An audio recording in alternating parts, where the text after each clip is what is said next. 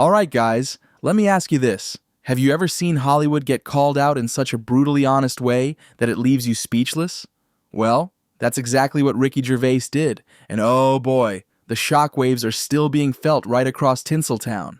I think that, I think that BBC are still a bit stuffy because they get complaints and, they're a sort of government body, so they fear complaints. But live, no, anything, it's just, no. Well, when you go on the Golden Globes, a lot of time you are politically incorrect and hilarious, of course. Thank you. And so, Thank you. So this is, well, yeah. Yeah, well, that's the thing about offence, isn't it? When people say they're offended, it's that, just because you're offended, it doesn't mean you're right. You know Ricky, who's that British-American comedian and actor, kind of, known for shaking things up every now and then, right? Well, this time he's really stirred the pot by taking a very public stand against what he calls woke culture in Hollywood. And folks, it's like intense, real intense. Basically, Ricky's critique of woke Hollywood isn't just a random rant. It's more, a cleverly sculpted series of highly pointed jabs that he has been dishing out for years now. I mean, here's this guy standing in front of some of Hollywood's biggest celebrities at award shows, no less, and giving them a piece of his mind directly. I mean, can you imagine that sort of courage? Ricky does it, though, like it's just any day at the office. When you go on the Golden Globes, a lot of time you are politically incorrect and hilarious, of course. Thank you. And so, Thank you. So this is, well, yeah, well, that's the thing about offence, isn't it? When people say they're offended, it's that, just because you're offended, it doesn't mean you're... So what's the deal here? Why is Ricky so, fiercely opinionated about Hollywood's woke culture? To start with, Ricky seems to have a bit of a disdain for celebrities who, use their platforms to push their political and social beliefs, often in quite a preachy or condescending way. He shared a memorable clip pretending to be a celebrity influencer.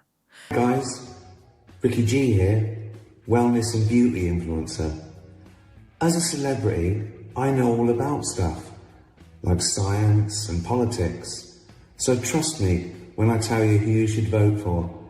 If you don't vote the right way, it's like a hate crime, and it makes me sad and angry, and I'll leave the country.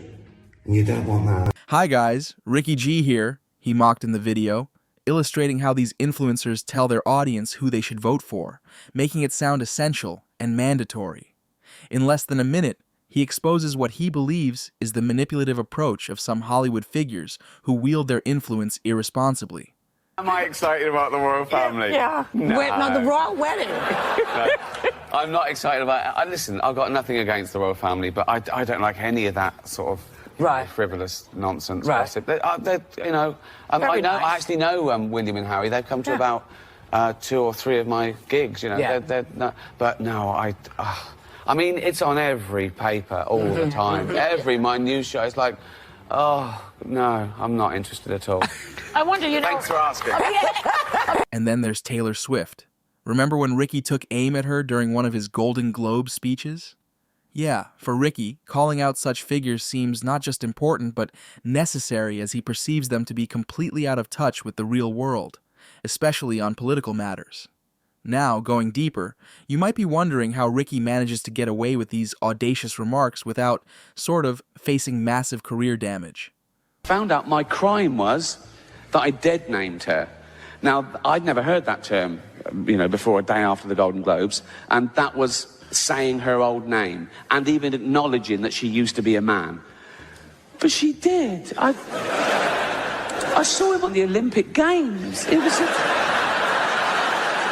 decathlete. It was in everything. It was all... Well, it seems he has a you get what you see kind of spirit, and as he puts it, really doesn't care about backlash. He's faced this head-on, saying during his Netflix special titled Supernature how he sees backlash as something unavoidable, but totally overblown. Perhaps his most controversial critique happened when Ricky addressed transgender individuals, which is, as you probably know, a very sensitive topic. He dead-named Caitlyn Jenner, calling her by her pre-transition name.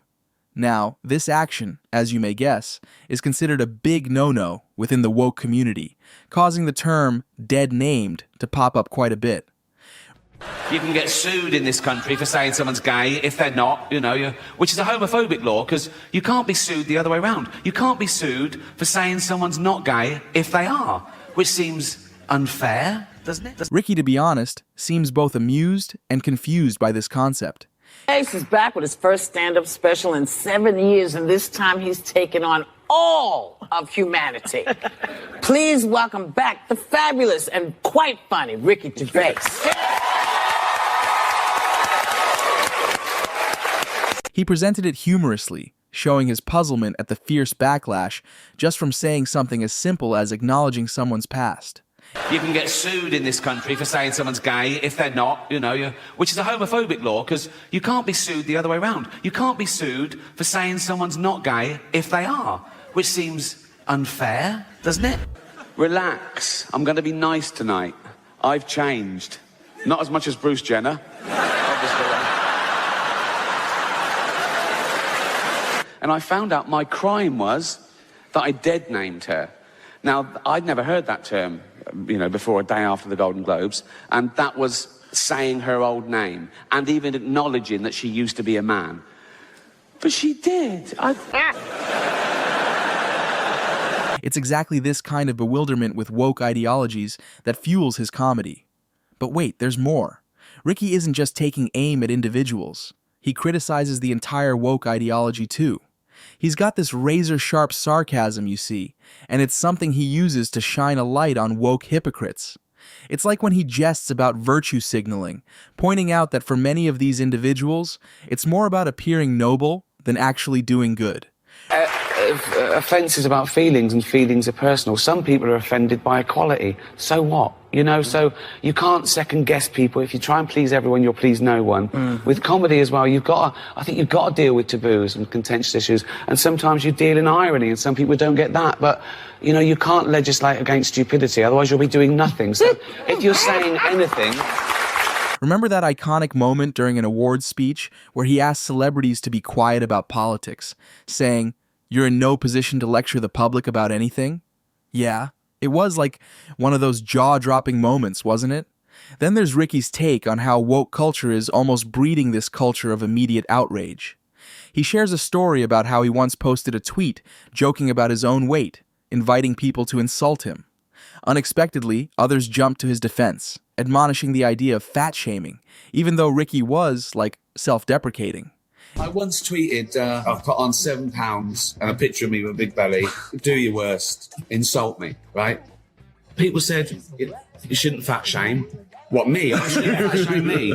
Right, okay, my bad. Yeah. It's ludicrous what people get upset about. It's as if Ricky is in disbelief, about how people today get upset about nearly anything, often over other people's issues. This ongoing pursuit of something to be offended by is baffling to him. From his perspective, it seems to make the woke community seem perpetually unhappy, as if they're only content when they have a reason to be angry. The crux of Ricky's critique lies in his belief that woke culture seems, more performative than truly purposeful. He highlights how some woke people affect concern, rather than actually committing to, say, aiding war victims. It's this disparity between talk and action that grates on him. Then there's his take on comedy. Ricky, seriously values the freedom comedians have historically had, and he's not afraid to call out limitations that have emerged due to woke ideologies. You should polarize. Because everyone's different. So, but this year you didn't host, and do you miss the fact that this was a Weinstein year? Oh, I was salivating. Honestly, I got an adrenaline rush thinking of what I could say and whether I'd have to go to jail. And I like that opportunity because I do like that. When there's a tension, when there's an elephant in the room. Although he wasn't there this year. I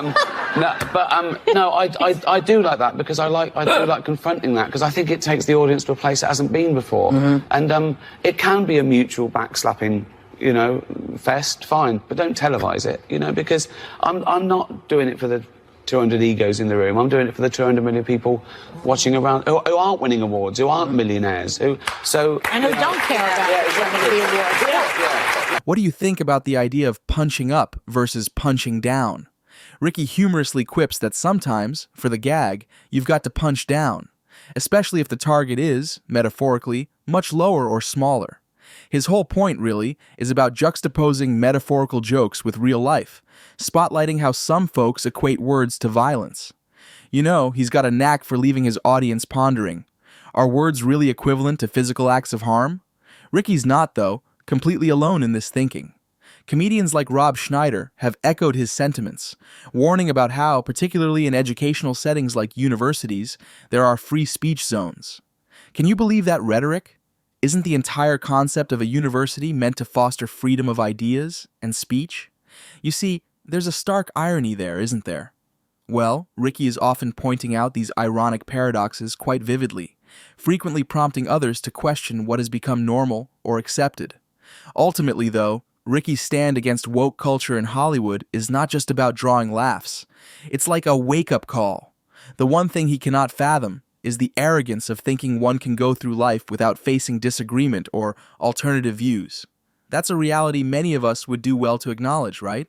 He wants people to start saying, "I found it offensive," rather than, "That's offensive," to underline the subjectivity of feelings over facts. What do you think about Ricky's perspective? Is it too harsh, or is he hitting the mark right where it needs to be? Let us know what you think down in the comments, guys. And if you liked this breakdown, don't forget to click the subscribe button, because there's even more controversial stuff coming in the next video. Stay tuned.